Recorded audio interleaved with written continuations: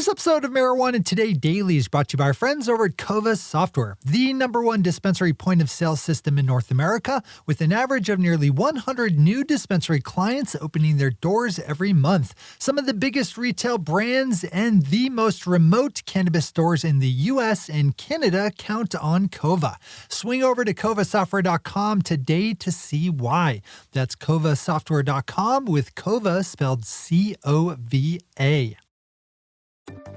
Good morning, Marijuana Nation. It's Friday, March 12th, 2021, and you're tuned in to episode 1030 of Marijuana Today Daily. I'm your host, Shay Gunther, and I'll be walking you through today's marijuana news and headlines. As always, we have a full and busy day of cannabis news in our hands, so let's jump right into it.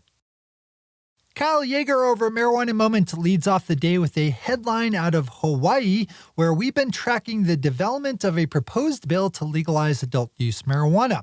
That piece of legislation was approved by the state Senate just on Tuesday, but as Kyle is reporting, there's a decent chance the bill will be scuttled once it hits the House. As Representative Mark Nakashima, chair of the House Judiciary and Hawaiian Affairs Committee, told the Honolulu Civil Beat in an interview this week that he wants to see Hawaii's medical marijuana system improved before legalizing adult use. That does not bode well for full legalization.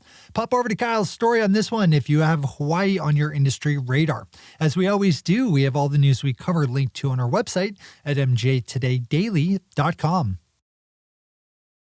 We have another Kyle-penned marijuana moment-grabbing story number 2 today, with a good pickup of news out of Washington, D.C., where Vanita Gupta, President Joe Biden's nominee to be Assistant Attorney General, walked back previous statements she made in support of drug decriminalization during her congressional confirmation hearings.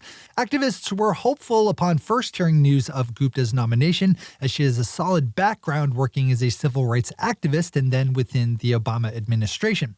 But on Tuesday, she said she is no longer in favor of decriminalizing all drugs, instead saying she does still support removing criminal penalties for cannabis.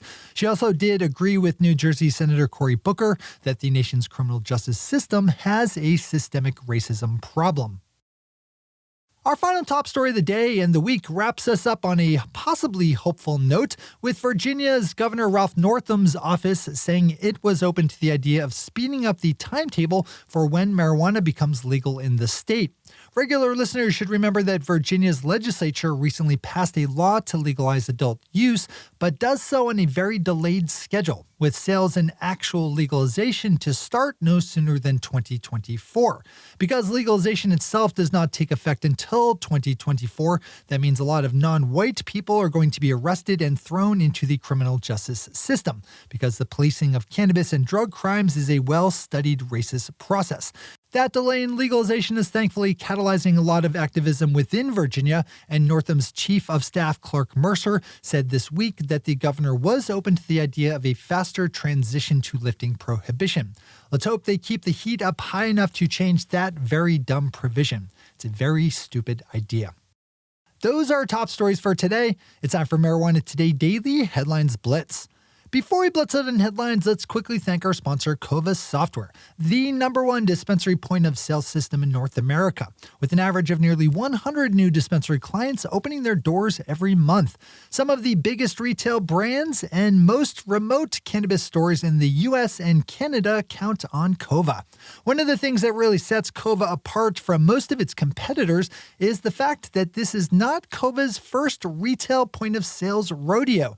The team behind Kova has been making retail software for 2 decades and has helped hundreds of cannabis stores now since embracing our relatively new industry.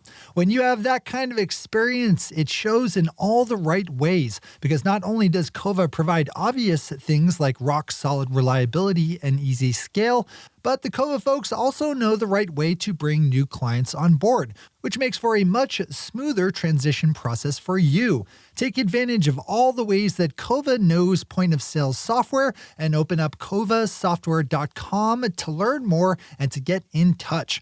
That's kovasoftware.com.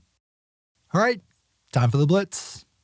Continuing on a storyline we've hit in recent days, Rhode Island Governor Dan McKee rolled out his proposed budget for the 2022 fiscal year, and included marijuana legalization. You should remember that two leading Rhode Island political leaders introduced their own legalization bill earlier in the week, so there is now a healthy amount of political momentum here. Under the governor's plan, Rhode Island would issue 25 retail licenses per year for the first 3 years via lottery, with 5 each year designated for minority operators. Home grow would be allowed and adult use sales would be taxed at 17%, with an additional 3% wholesale tax. Pop over to Marijuana Moment for all the details on this. Tobacco giant British American Tobacco, or BAT, is investing $175 million into Canadian marijuana company Organigram, in a deal that some watchers think could set the stage for future similar industry partnerships. For its money, BAT is picking up just under 20% of Organogram and will work with the company to build out research and development efforts. Bart Shainman over at Marijuana Business Daily is reporting that the seed-to-sale tracking software service Metrc has had an inordinate amount of downtime over the last 2 months in the state of California, with some outages running as long as 9 hours. Multi-state cannabis operator Air Wellness just released its latest fiscal results for Q4 2020 and the year in full. For the 3-month period ending December 31st, Air realized just under $48 million in revenue, up from last year's Q4 haul of $32 million.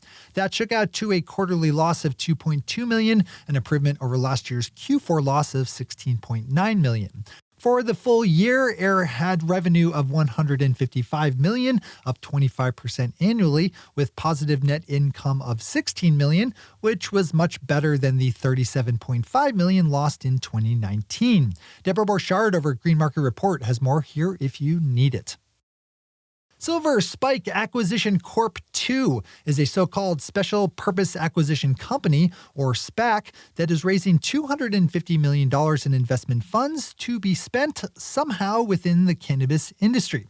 SPACs are best thought of as big, giant blank checks, which are then used to invest within certain verticals or business sectors. In our case, Silver Spike will raise $250 million through the sale of 25 million units priced at $10 apiece to be traded on the NASDAQ market, and will then go investing. It's worth noting here that an earlier iteration of this company, the first Silver Spike Acquisition Corp, merged with Weedmaps back in December of 2020. 377 entities in Arizona paid $25,000 in entry fees each this week as part of that state's adult use marijuana business license lottery. Just 13 vertically integrated licenses will be handed out in the lottery, which doesn't make for particularly good odds for the 377 hopefuls. The lottery is not yet exactly scheduled, but should take place sometime in April. Marijuana Business Daily is also reporting that Arizona will issue another 26 licenses later this year under its social equity program. We end the day and the week's run at the news with a very, very dumb headline out of Nebraska, where apparently Governor Pete Ricketts needs to start listening to this podcast because he made a statement on Wednesday that is just breathtaking in its idiotic ignorance.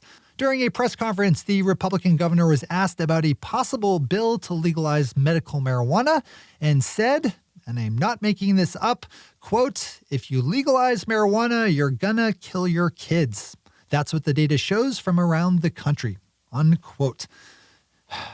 To be very clear, and I don't really need to say this, but that is not true and is frankly really very dumb. Governor Pete Ricketts of Nebraska. Those are the headlines and news for the day. I'll be back with you again on Tuesday with another information-packed episode of Marijuana Today Daily.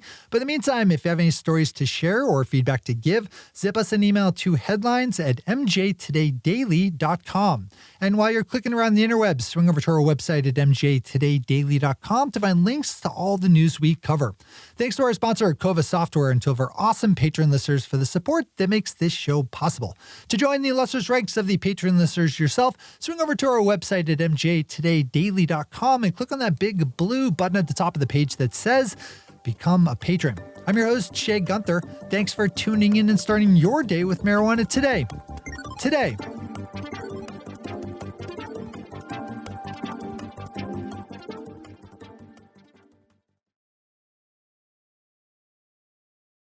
One take, Shay. One take.